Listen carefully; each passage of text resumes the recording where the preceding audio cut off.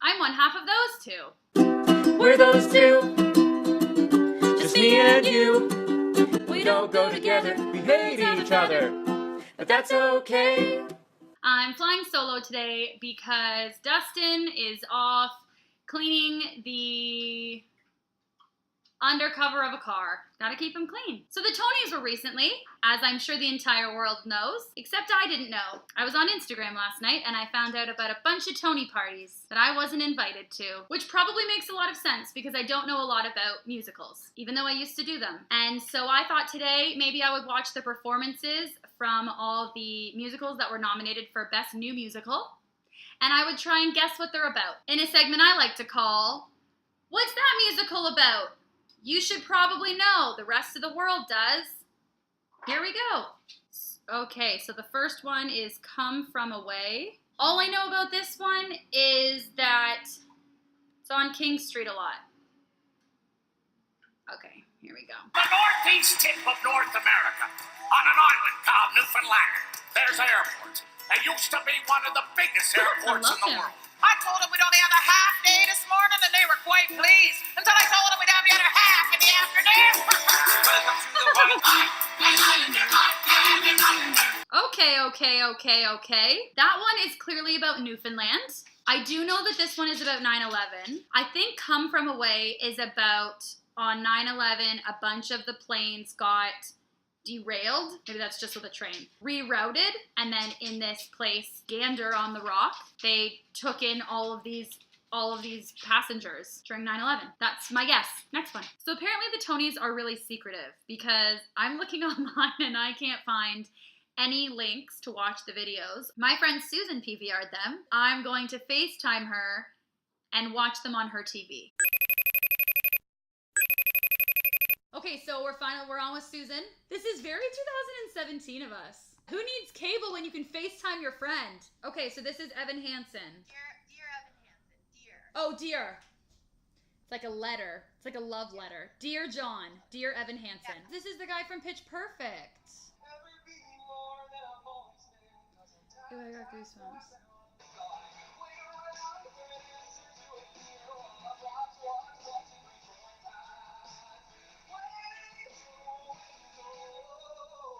Oh my god. Holy balls. Okay, so Dear Evan Hansen, that like brought tears to my eyes. There's a couple runs in there that he does that, ooh.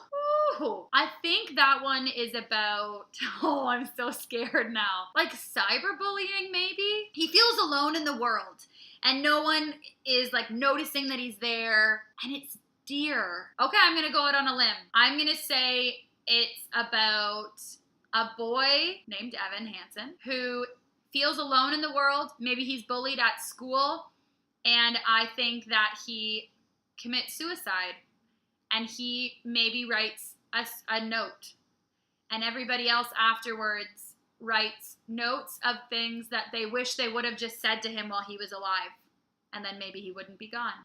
Is that close? Okay, here we go. Okay, Groundhog Day. I know there's a movie and it has Bill Murray. I wonder if he's in the musical. Oh my god, there's a groundhog playing a trumpet? Miss, you do understand, you're not actually buying this person. No.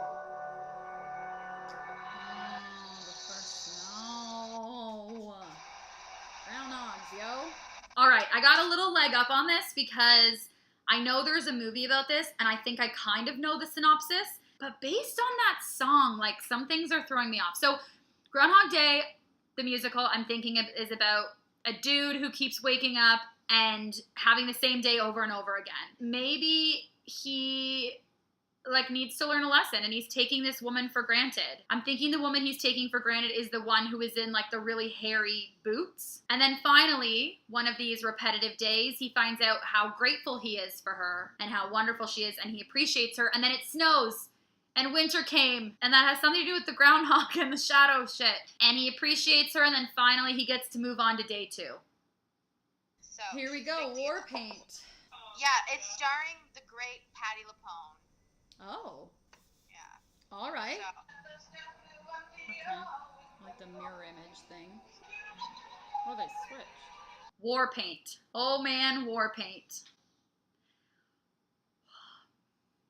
War Paint is about 2 rival business women in the 80s who are selling perfume or like cosmetics, and they're rivals. They're gonna stand face to face and see who blinks first, who runs home and cries. Two women who are rivals, who learn a lot about themselves through the other one and end up becoming friends. Basically like Wicked, but in the workplace and in the 80s. Oh, I feel like that's probably not right.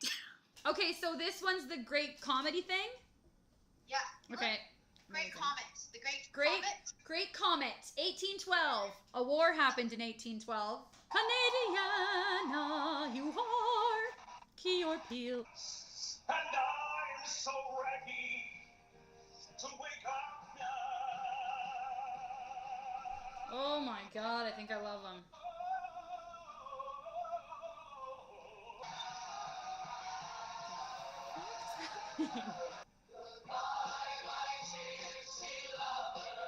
Oh shit.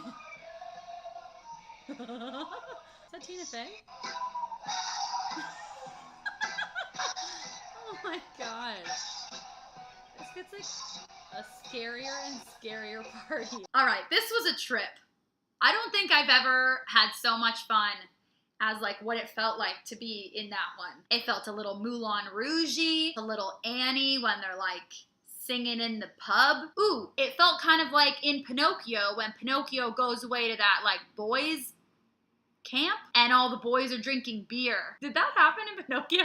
What is wrong with my memory? I really have no clue what this one is about. I think I was having too much fun watching it to like process. But I think they thought the world was gonna end. This guy with his glasses and his vest, he thought the comet is coming and it's gonna be the end of the world. And so just like when you think the world's gonna end, shit goes overboard. They have parties and everyone's like, who cares? We're gonna die anyway. I think he's singing like, guys, I might die tomorrow, but then what if I wake up? There's still hope. Maybe the world won't end. We should treat the world as if the world's not ending. And if it does, that doesn't mean we shouldn't be good people. And I think Natasha's maybe the head of that circus. And she's like, just live for the moment. Like the traditional meet cute, but in 1812. And they come together and they teach each other things. And they learn things about themselves in the other person. Why is this one coming back to Wicked again? All right, and just for a little bonus round, I'm gonna watch the bandstand performance, which was a musical that was nominated for Best Choreography.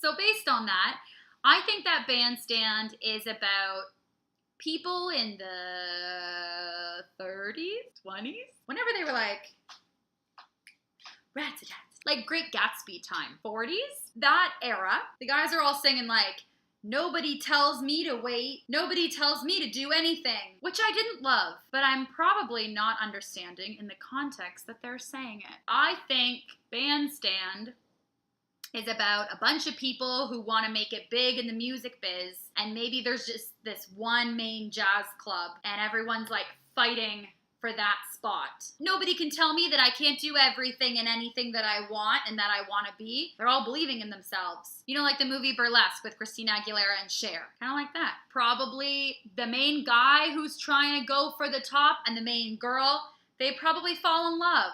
You thought I was going to say that they learn things about themselves from the other, and they probably do. I should write musicals. They would all be so varied in plotline. You know what I think, though? I think one of them probably gets out of town. They can't stand for the band anymore. The girl leaves, and the guy stays. And he's the best singer in that jazz club, but he always wonders what happened to her. She's probably the best out there, but they're not together. That is La La Land. Oh my goodness.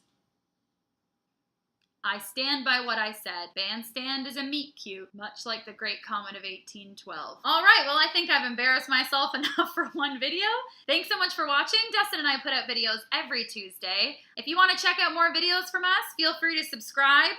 I never remember what side it's on. I hope you have a lovely evening, and I hope you all enjoyed the Tonys. Until next time. We don't go together, we hate each other, but that's okay.